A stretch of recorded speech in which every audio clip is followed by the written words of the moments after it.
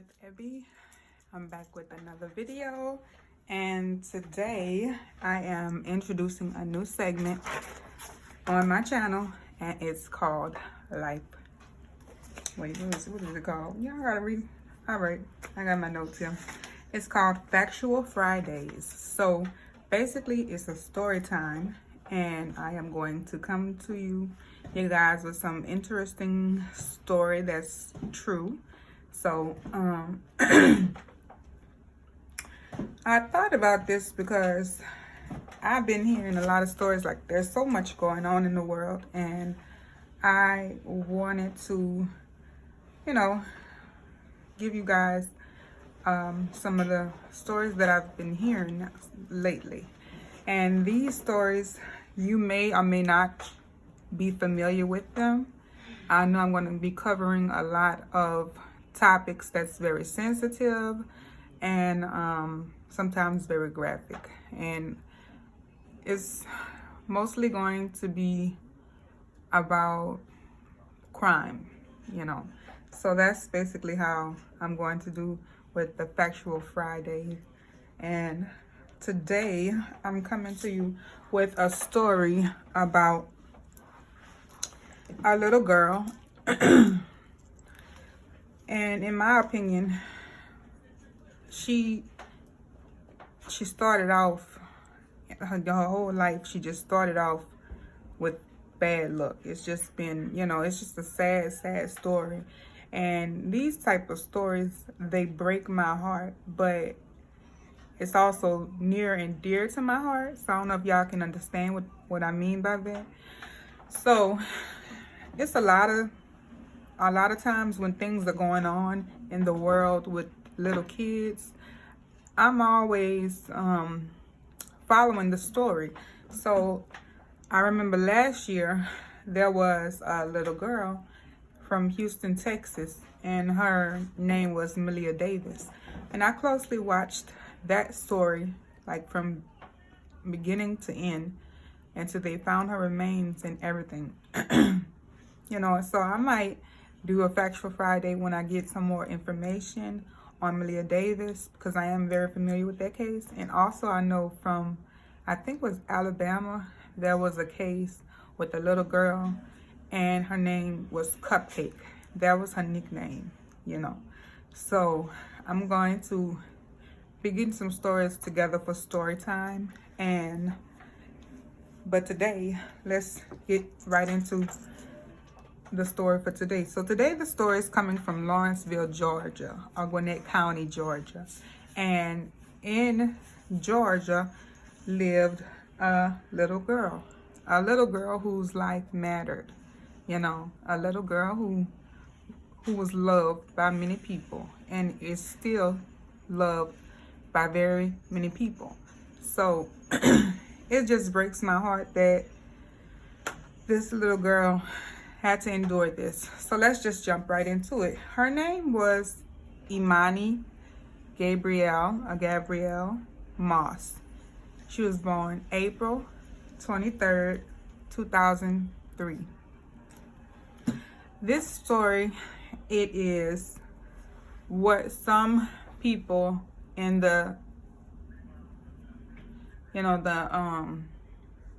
detective world, or the criminal world, the law enforcement world, they might call it a Cinderella. They call it like a Cinderella effect. And Imani, she was killed by her stepmother. And how she was killed, I'm going to go and show you. So let's just talk about this for a minute. So April 23rd, 2003. That's when Imani Gabrielle Moss was born, okay? She was born to her father, and his name was Emani Moss. Iman, he lived in Georgia, and he was with Imani's mom off and on. However, Imani's mom, she wound up giving custody full custody, signing over all parental rights to Iman because she had some problems with substance abuse, and she also had a total of 5 children, and to which she gave all 5 of her children away to, I'm not sure who, but I know Imani, she went with her father, where he took full responsibility of his child. Okay. Now, from 2003 on up until 2007, Imani raised his daughter. She was about 3 or 4 years old. And Imani, she used to go to church with her dad, and it was just something that she always would do. She and Iman, they both would go and they attended a church in Georgia, and the church was called Freedom Christian Church. Okay, so his daughter was about 3 or 4, like I told you, when he met Tiffany Brown. Okay, they met through a friend at church, and so they would start hanging out at after church. You know how they go out to eat and things like that. So they would just go out to eat, and they became close throughout, their time spending together.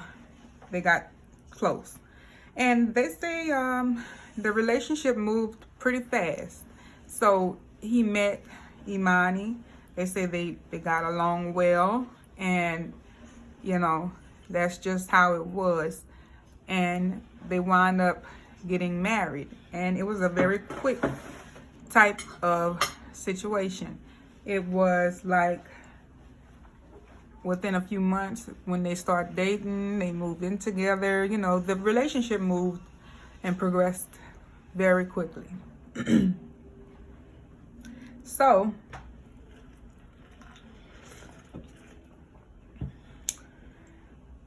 Imani was going to school one day. She was about 5 years old at this time. So she, her stepmom and her dad, they had another child, which was Imani's baby brother, and his name was Emani Moss. So Tiffany and Iman, since this is in 2010, let's fast forward a little bit. So we were in 2007, remember? That's when they met. They got married, they had to get the whole 9 yards. Now we have another baby, which is baby Tristan. Okay? So in 2010, Imani goes to school. Okay? She goes to school, and when she goes to school, her teacher notices some bruising and like belt markings on her body. So what does Imani teacher do? She goes to the school nurse, and she reports what she finds to the school nurse. And when she did further investigation on Imani, she pulled her clothes up and she checked out her body and things like that. She saw that there were several belt marks, belt buckle marks, bruising. Just, you can tell she had been getting more than just the occasional spanking, you know what I mean? So that's what was found on Imani's body. So what happened was DCFS was called, or Child Protective Services, and they removed Imani from the home because when they asked her what happened to her, Imani says that her stepmom beat her because she wouldn't hurry her homework or do something with her schoolwork. She wasn't moving quick enough with her homework. So that's why she was getting the spanking, per Imani's words. Okay, so moving forward, the police get involved and they take Tiffany Moss, the stepmom, into custody. And let me tell you, the stepmom, she has a diploma, because everybody keeps saying she has a degree, and education, but from what I gather, she has a diploma in like early childhood education. Okay, and she has some type of dual diploma to where she can teach preschool and also elderly if she wanted to. But what she winds up doing is teaching preschool. Okay, so now that she is arrested for child abuse, she can no longer teach preschool because you can't have any type of charges, you know, dealing with children and teach. So what happens is, because she works at a preschool, she lost her job. So she doesn't have a job anymore. And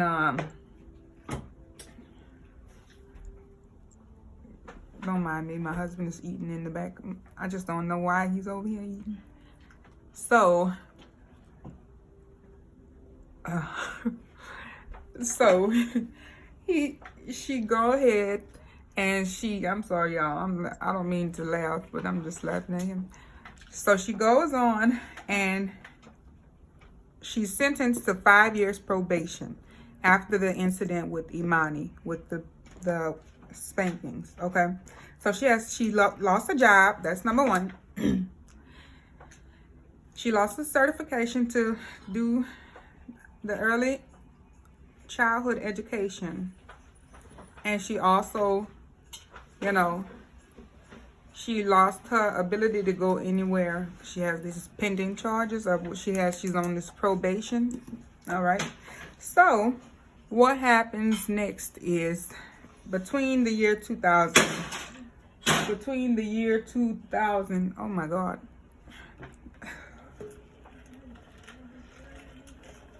between the year 2010, that's when she was, you know, got the 5-year sentence. So Robin Moss, which is the paternal grandmother, took custody of Imani for 6 months. So while the custody was given to Robin Moss, Imani thrived. They say Imani did very well academically. She was very healthy. She looked good. Her hair was long and pretty. She used to wear her hair in these long pigtails. And she was just an overall healthy, normal child. She had a normal, you know, life for a while with her grandmother.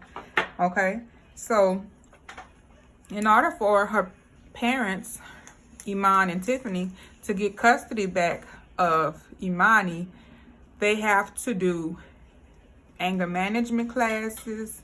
They have to do like parenting classes, and I think some volunteer hours and stuff like that to prove that they fit to keep this child. I remember when the trial was going on, they was mentioning something about they had to learn different methods of disciplining children, like not actually spanking them, like maybe talking to them, something like that. So I'm assuming it's a class or something you have to take that will help you with that, you know. So, okay, so 6 months go on and Iman gets custody of Imani. Okay, so his mom, she was wanting to keep custody. She was happy with Imani there, and Imani was happy being there, and she really didn't want to even go home. Imani didn't even want to go home, you know. So, but her dad, when asked why didn't you just let her stay there, he said his pride wouldn't let him. Okay, so that's what he says. His pride wouldn't let him, but he knows the tumultuous situation between the stepmother and the daughter. So, I mean, but at the end of the day, that was his choice. He said that he did not want his mother to continue to raise her, so he took her back home. All right, so now she's staying there, but mind you, Tiffany's not working anymore. So Tiffany is unemployed. So she doesn't have a job, but what she does is stay at home and take care of the family and cook and clean and, you know, basically be a stay-at-home mother. And she's supposed to be being a mother to the baby, but at this time they had made another child. So they had a little girl, and her name is Emma Moss. So Emma and Tristan, and then of course they had the eldest, which was Imani Moss. So instead of her working, she would stay at home. I mean, I don't know what, pop some popcorn, watch Netflix, watch TV, watch Hulu, watch, who knows. She would just stay home and just not work, and she was supposed to be taking care of the children. That was her job. All right, so let me see. We're going to fast forward till Imani is about 10 years old, okay? So, well, really she was about 9, because this really happened off and on. 8, 9, Imani used to run away from home. She used to run away from home, and because she was afraid to go home. One particular night, there was a day when Imani came home from school. I guess she rode the bus home, or whatever mode of transportation she got from going home. And when she got home, she told like an office manager that she did not want to go home. She was afraid to go home, okay? So she didn't go home. And let me tell you some backstory on the daddy before we go further. So the daddy, I did tell you already that Tiffany didn't work. So they were really living with Tiffany's mom off and on for a while. But it was very crammed because it was 5 people now, the 3 kids and the 2 adults. And Imani, you know,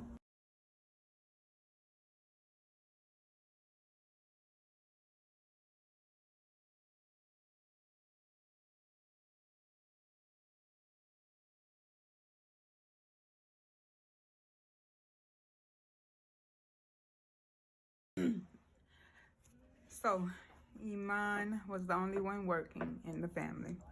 All right, so he has to work 2 jobs to equal to 1 because they live in off and on with Tiffany's mother. So what he does is he go gets 2 full-time jobs as a forklift operator. One from around 6:30 a.m. to about 3:30, and another one from around 6 to 1, 2 in the morning, depending on what time he finished the work. Okay, so it's 2012. Imani runs away from home quite a few times because she doesn't like being there. She's not comfortable for some odd reason at the home, okay? So one day she gets off the school bus, like we're going back now. She gets off the school bus, she comes home from school, and she tells one of the people in the office that she doesn't want to go home, okay? So what the people do, they call the police and they bring her home, and they say that they do like a little investigation type thing in the home, and they don't see anything and they leave. So another time Imani doesn't come home. Imani's dad comes home from work one night and Imani's not home, and he goes and he's like to Tiffany, okay, mind you, she watches the kids, okay, and she's supposed to be feeding them, she's supposed to be providing nourishment to them, hydrating them, things like that, while Iman works 16 hours a day. All right, so he comes home from his second job and his daughter is not even in the house. Now this girl is, how old she is? She's about 8, 9 years old, and she's not in her bed. Like I just told y'all what time this man gets off of his second job, right? So he gets off his second job around 1 o'clock in the morning. Well, actually, I think they said that particular day it was about 12 o'clock in the morning. So he gets home from working his 2 jobs. His daughter's not in bed, and he's like, where's Imani? And what she says, I don't know where she is. She must have ran away again. All right, so that's what she said. Okay, so he calls the police. calls the police, and guess where she at? In the bushes, sleep at 1 o'clock in the morning. All right, you have to ask yourself, what kind of home is it that this little girl is living in when it's 1 o'clock in the morning and you would rather sleep in a bush than in your home? You have to ask yourself, what's going on in that home? Like, it's something got to be going on in that home, you know? So, yeah, so the police asks her, why are you in these bushes? And she tells them she don't want to go home. She's afraid to go home. And they bring her home anyway. And that's where I feel like right there, that's where the ball was dropped. Like, this girl's already in the home with somebody who has already been arrested for abuse. And she is running away from home, okay? She's running away from home and being placed back in the home with the same person that's abused her. And I'm not understanding how they dropped the ball like that.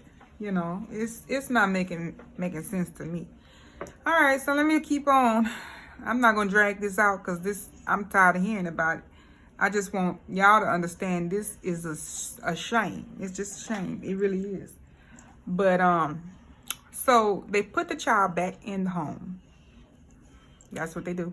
They put it back in the home because everything is peaches and cream, like they say. So what I'm telling you is the next thing is, let's see, we're gonna fast forward a little bit. We're gonna fast forward until, let me see. Fast forward until 2013. So at this point, Imani is 10 years old, okay? She's 10 years old. She made 10 in April 23rd. That's right. All right. So Imani goes to her grandmother's house along with her other siblings and her parents. Well, actually, it was her aunt Sharonice's house for Mother's Day in 2013. All right. So they just go there. Now, it's not really a party, but a little social gathering they were doing at the sister's house because the mom was staying with her at the time. So they get to Sharonice, which is Iman's sister house, and what do they see? The long, beautiful pigtails that Imani normally has in her head is nowhere to be found. What they see is a little bush on Imani's head, okay? Something like when you get a big chop, that's what it looks like. I'm going to insert some pictures. So they see what looks like a big chop that's been done to Imani. And all her beautiful hair that she's been growing her whole life is gone. And they say to Iman, what happened to Imani's head? What happened to her hair? And he's like, I don't know. She cut it off. She cut it all off. Like, she cut it off. And then the sister was looking at the mama, and the mama was like, oh, that's not good enough. That's not good enough. You're going to have to come again with that one. And I don't blame her because, like, you're going to have to come again. A 10-year-old gave herself a big chop. I mean, I'm not saying that that's not possible, but, okay, let's get real. So the mama wanted him to get real, okay? And I want him to be real. Let me know what's going on with this little girl head. Let me know what's going on with her head. Because that's not a good enough excuse. She did it. So the mama asks the stepmama, what happened to my granddaughter head? Y'all ain't gonna believe what she said. Look, y'all ain't gonna believe what she said. She say, when you act ugly, you get to look ugly. Baby boo. I had to have the decker right then and there. I would have had the decker. She wouldn't have been leaving that Mother's Day go. Baby, look. She wouldn't even much had to worry about it because I had a decker dead in her mouth. She didn't have no more fronts left. That's just on that, boo. Because let me tell you something.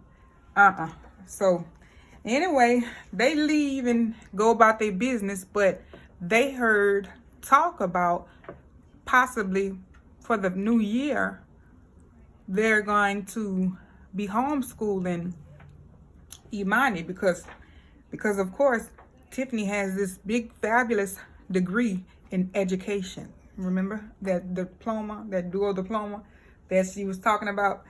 Okay, so she's very, very much qualified to teach Imani her lesson. So what they do is they put her in a program like Khan Academy online for homeschooling. Now the gag is Imani is not logging in doing her schoolwork. Guess who is? Tiffany. She's pretending to do her schoolwork at this point. You know why? Because let me tell you, I'm gonna keep going with the story. We from May, we went all the way to finding out now that they're gonna homeschool little Imani. Okay, so what they do is they tell that to Sharonice. But Sharonice said, oh, I don't think that's a good idea. Because first of all, when you came over to my house for Mother's Day, my niece, she didn't even look like herself. Like, she looked very sad. She looked very depressed. She looked very small, like she hadn't been eating. And the daddy, he's just claiming she has a growth spurt and she's thinning out. But it just wasn't it didn't sound good to Sharonice. And kudos to Sharonice for calling DCFS. And I mean, I don't know how many calls can they possibly get without doing something, stepping in. So she called and said, they pulled my niece out of school. I don't feel comfortable about this situation. I think somebody needs to step in and see what's going on because I don't like it. So, of course, nothing was done about that situation. She was still, being homeschooled. So while she's supposed to be getting homeschooled at home, this is what's going on. Tiffany is at home cooking food, making brownies, baking cookies, making lasagna, everything, and not giving little Imani none of it. Not giving her anything. She's not giving her any food or water throughout the day, 16 hours a day during the week. Now on the weekends, Imani's father was off work, so on the weekends he didn't know, he would feed her, she would eat, but he said she was like a gorging on food, eating a lot of food. Like, he didn't understand why. Because during the week, she was not being fed. And he working 16 hours, and when he get home, she's sleeping, okay? So he thinking that everything is going good. So we here in October. All kind of allegations that Imani does all kind of bad behavior problems. She's having a lot of behavior problems.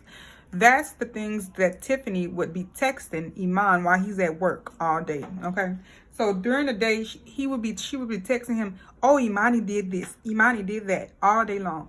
One day she went and she said Imani boo-booed on herself, and then she said Imani put boo-boo in her oatmeal.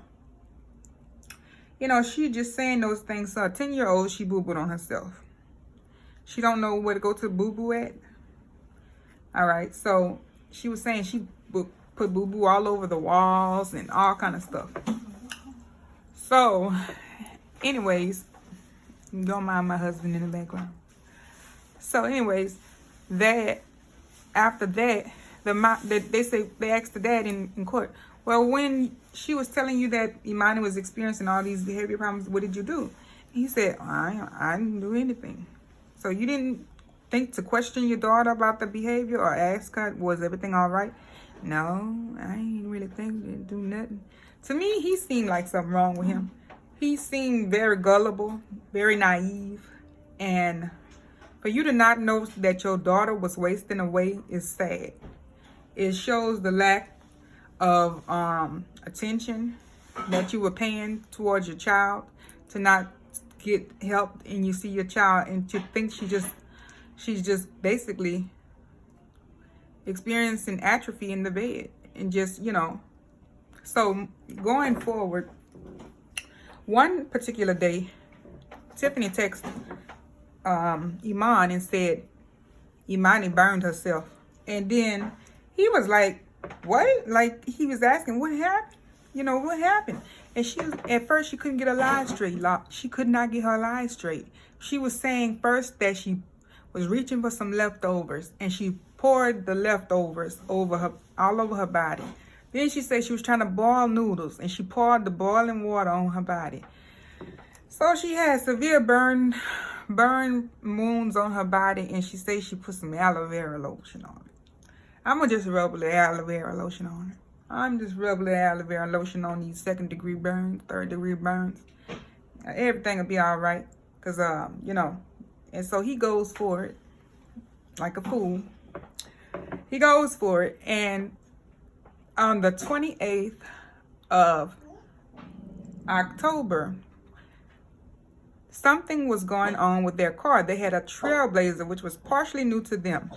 So the Trailblazer had been having some issues with the cooling system, with the temp system, something where it was running hot. Okay, so he leaves work early so he can try to go work on the car.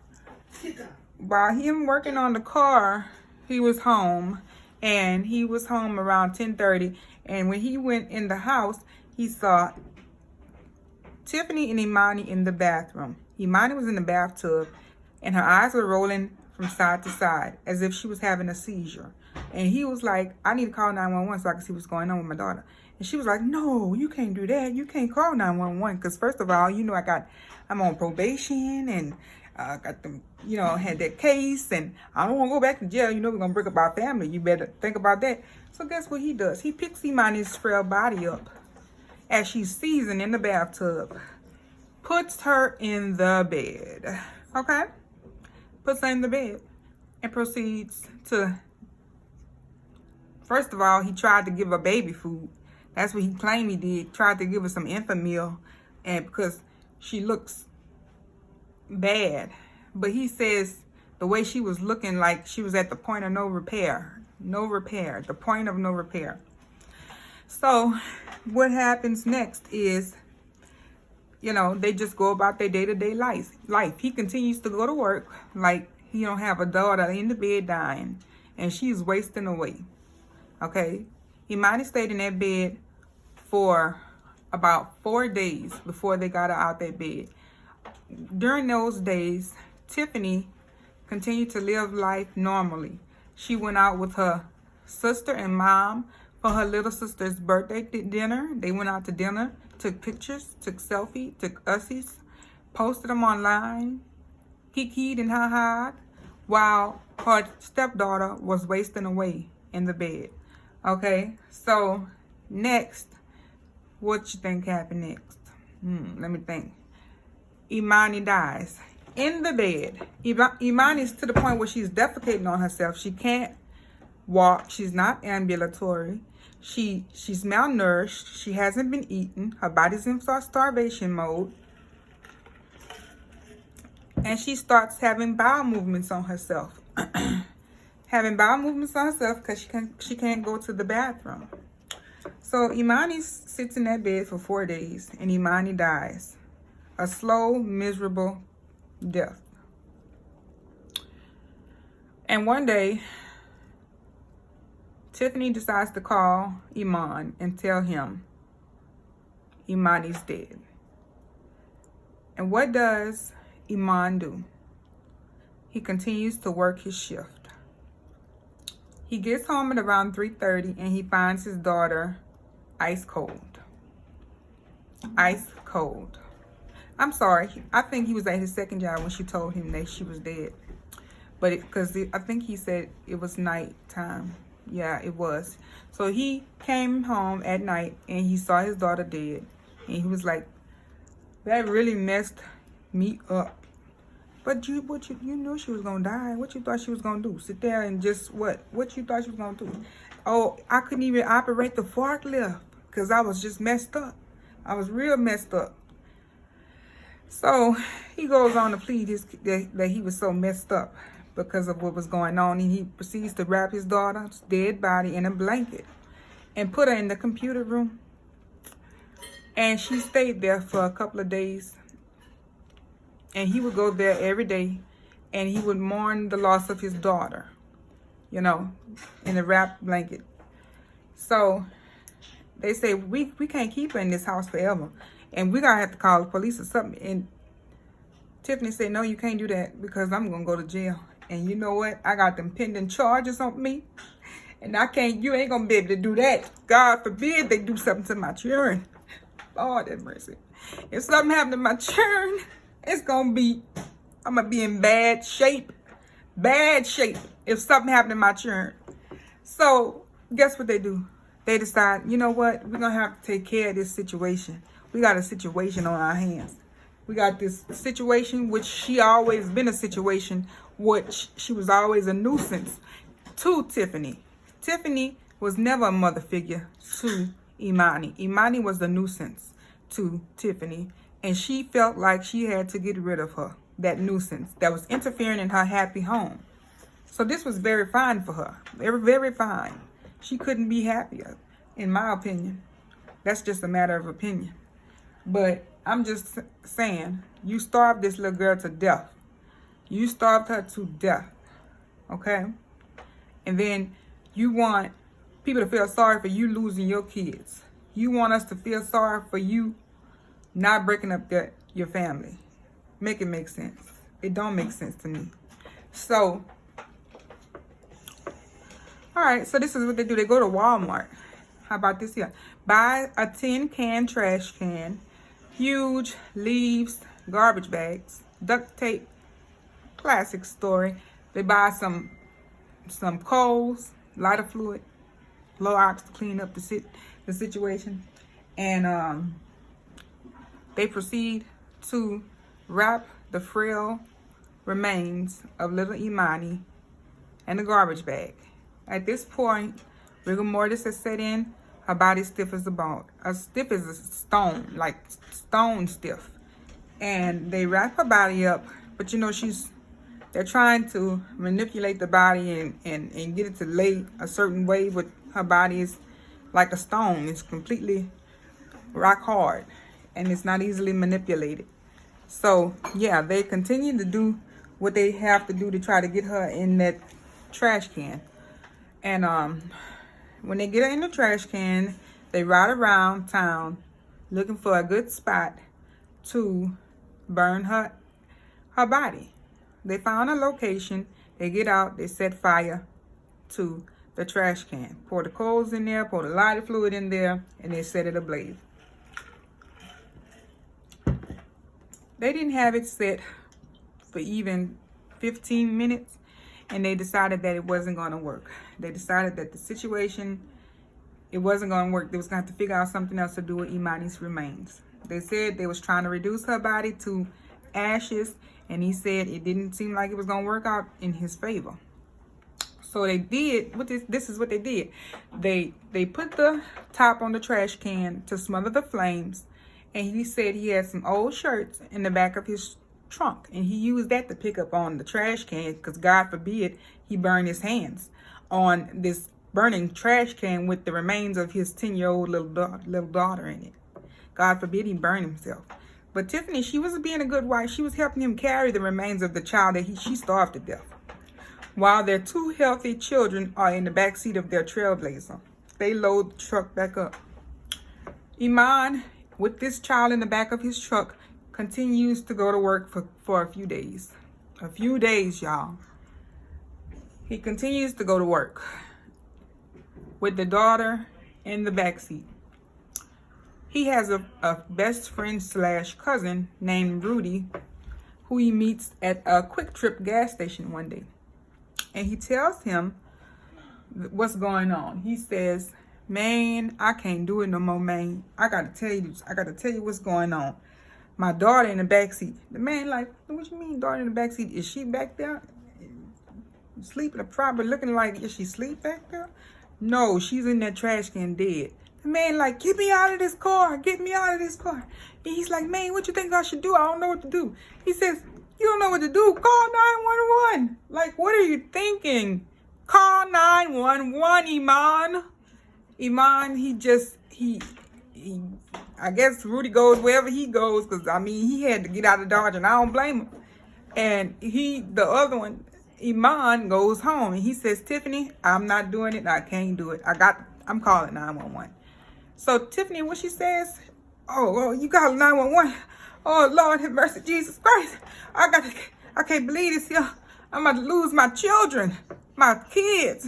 You about to break up our home and our happy home. We finally got it to where I like it, with just my kids and not yours. And just, this is what I wanted. Now you show you. I'm calling the 911. He calls 911, and Tiffany hauls ass. Like, she books it. She put the 2 kids in the car. She details it over there to her mom's house. Gives her mom to her kids to her mom, and she said, don't let them take my child. Don't let them take my kids. Mama, don't let them take my kids. And then the mom calls for the little sister to come down, which her name is Brittany, to come down and take Tiffany somewhere. Somewhere. She don't even know where she's taking her. Taking her somewhere to drop her off. She took her somewhere, dropped her off, and she was like, what's going on, the little sister? And she never would tell her. And when the girl went back home, the police was there waiting on her. But they were separating the mama and the daughter. They wanted to know what was going on. So Iman's at the house, freaking out, calling 911. They thinking that it's a suicide attempt on the phone. When they get there, they think they're in a suicidal situation. When they get there, they find Iman, and he said, no, it's not a suicide, but I wish I would kill myself for what happened. He said, I wish I would kill myself. I die for what happened. He said, what's really going on is my daughter is in that trash can over there, because when Tiffany left, she took the trash can that Imani was in and 2 black garbage bags and sat it on the pasture, the green, at the apartments where they stayed. And so one police went over there and opened it up, and he looked at it, and he was like, oh my God, it's a body in here. And they take Iman into custody. All right. So he's in custody, and all Tiffany has is $200 to her name. So Tiffany turns herself in, because you can't live that long on the run with $200 to your name. So she turns herself in. So let me see. Let's see if I hit all the key points. Yeah, so Iman's in jail. Tiffany's in jail. They both in jail. Iman decides that he's going to turn on his wife, testify against her to get a reduced sentence. So I guess instead of the death penalty for him, he's serving out life without any possibility of parole. In Tiffany's case, however, it was very strange. Her trial was very strange. She didn't want an attorney on her trial. She was herself represented. They had standby counsel. Never did need the standby counsel. But they did have some lawyers on standby. But she just, like, when people would tell her, do she need to ask questions to the witnesses, she denied. They had 18 witnesses. She denied to question any of the witnesses that hit the stands. She just sat there nodding nonchalantly, sometimes giving a grin and a smirk, like without a care in the world. She just sat there, like emotionless. And it was a sad situation to watch, because it's like you don't have no emotion for the things that you've done. Like, you've caused the child to starve to death. When they found Imani was 32 pounds. 32 pounds. And the normal size for her age is 54 to 103 pounds. They said she had no food in her stomach. She was severely malnourished. Her organs were half the size of a normal child her age's organs. So Tiffany was sentenced to 6 counts, 1 of malice murder, 2 of felony murder, 2 on child cruelty, and one on concealing a dead body. Okay. Tiffany was sentenced to the death penalty. So I'm assuming they're going to give her the lethal injection. And she is the only woman on death row in Georgia. And she's at Lee Ardendale Correctional Institute in Alto, Georgia. Miss Robin Moss, which is the paternal's grandmother, she wanted her to serve life in jail for what she did. She wanted her to suffer like she made Imani suffer. I feel like she got a pretty good ride. Like, they put her in the women's prison, and they said they gave her a private room for her protection. But I'm like, why do you have to protect her? She didn't protect Imani. Imani didn't get a chance. She didn't get a fair chance. So I just don't understand that one. Like, I feel like she should be with general population.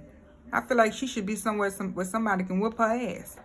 Because it's just a damn shame that you can just do that to a child and starve a child and just, in essence, get a free ride, basically. You getting three hots in a cot. You getting, you know, free air conditioning. You don't have to work or nothing. You just big chilling. And as for her other kids, Tristan and Emma, they went into the foster care system and they have been adopted and they are still together. So that's good news. So I'm glad that they didn't have to endure watching Imani, you know, go through that for however long, you know. So it's just a sad situation. It's very sad. It's very sad. So at this point, the trial is over with and everything, and she's sentenced to the death penalty. And they are saying now that they want to try to overturn it and maybe get a lesser sentence, or maybe get life, you know, maybe not be sentenced to death. But I think death is too good for her. I really do. I do. I think she should serve life too. Like, I feel like I understand why you sentenced to death, but you're gonna think, if you think about it, you're sentenced to death. Okay, so what they gonna do? The lethal injection on you and put the little stuff in you, the potassium, and stop your heart. And that's too good for her. She deserved to get her ass beat. Like, she deserved to get her ass beat. Like, I want some of them women who missing their kids in prison to get up on her and beat the dog shit out of her. Like, that would be good for her. But because this is too good of a ride.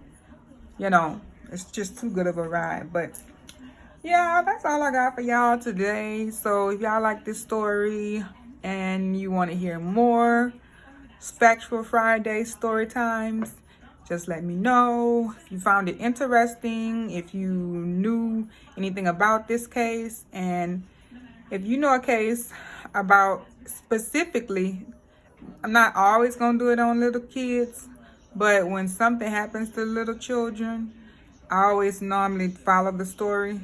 But comment and let me know. Like this video, subscribe, share it with a friend, and let me know if you know a story that you would want me to investigate and do a story time on. Thanks for watching.